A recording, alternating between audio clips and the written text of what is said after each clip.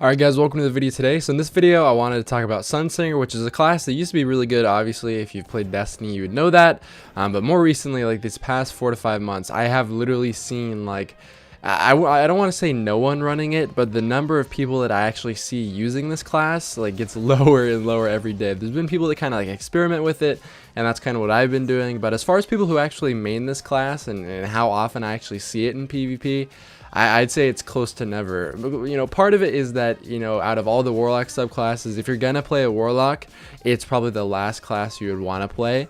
So for this video, I just want to talk about how good / how bad is Sunsinger, where could improvements be made, and kind of just what I think are the strengths and weaknesses, because I still feel like it's a good class overall, and especially if you're shotgunning, I actually really like this class, but it definitely has a few bald spots and a few areas where it needs to improve upon, and hopefully we can see those changes in the future. For anyone who played Destiny PvP in the last year to 2 years, you know that the Firebolt grenade was the strongest grenade, like pretty much hands down for PvP for around a year to 2 years straight. Arc bolts were really nice, and honestly I really liked them for a long time. There's a bit of an issue where Firebolts didn't stack with Thorn in year 1, so the original Arc Bolt combo was only available with the Arc Bolt. So before you could like one-shot Arc Bolt and then body shot with Thorn and they'd burn out in 1.0. So Firebolt was a little bit, I guess, weaker for that because you couldn't do it. The burns would flip out or they wouldn't stack, and the Thorn bird would cancel your Firebolt burn. It was really weird, but Firebolts in 2.0 were super strong for all playstyles. So Last Word, Pulse Rifle, Thorn, whatever it may be, it ended up working, and that obviously led to more complaints, and then the eventual very strong nerf. A nerf that I think was appropriate for my opinion is the main gripe I think that a lot of people had was with the burn time. Not the fact that it does burn, it's just that when you're burning, you'd literally be unable to regen your shields for like 7 to 8 seconds, and that's the most ridiculous, you know, part of the grenade that I thought people were focusing on.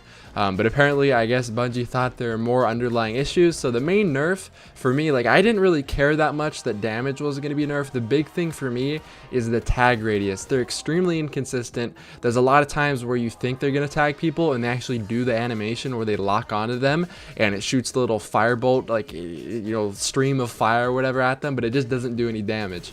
And it just feels like a really inconsistent grenade. It's going to do decently, obviously, performing when you're like really close to them. But in general, especially in a tournament setting or a sweaty setting, it's really hard to get an accurate grenade throw on someone. A lot of times when you're throwing a grenade, it's usually on a hunch. And that's the main reason why I love playing with Voidwalkers so much. Within Axion, you can be super aggressive. You don't actually have to even see the person when you're throwing it at them.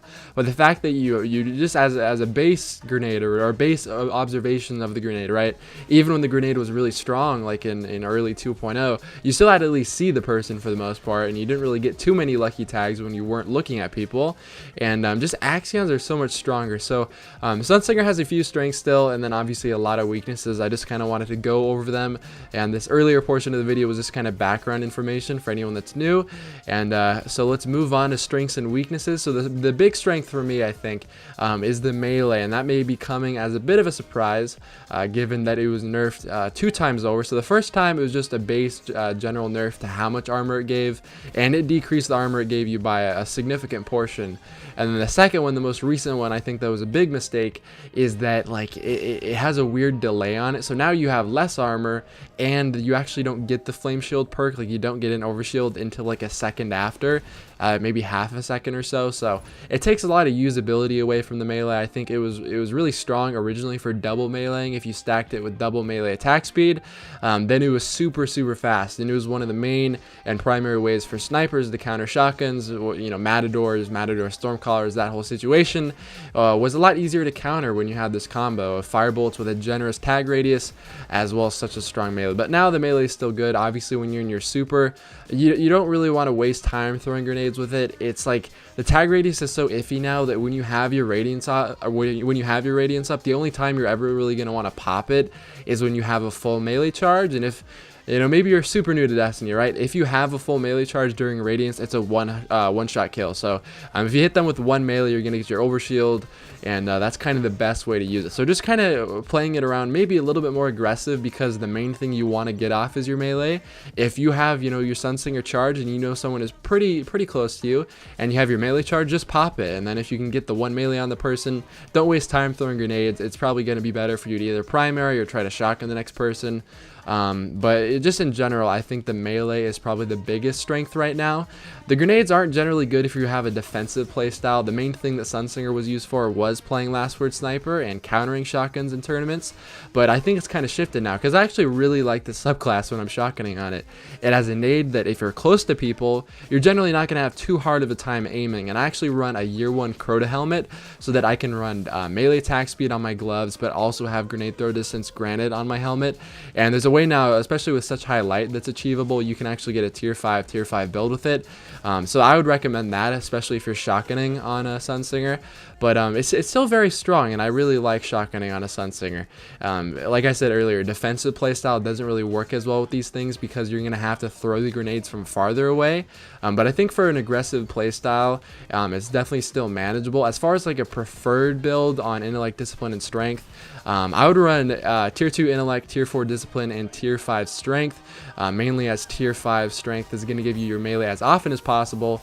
And right now I think the melee is the standout feature on a Sunsinger. And just having, you know, bad nade tag radius, a weak super besides the melee, poor movement and abilities, in general I think makes this probably the weakest subclass that Warlock has.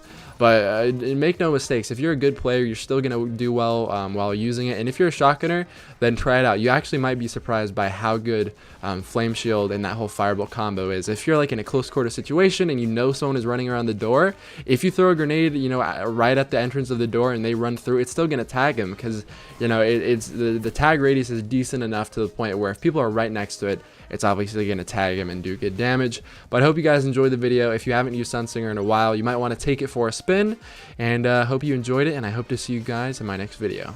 Peace.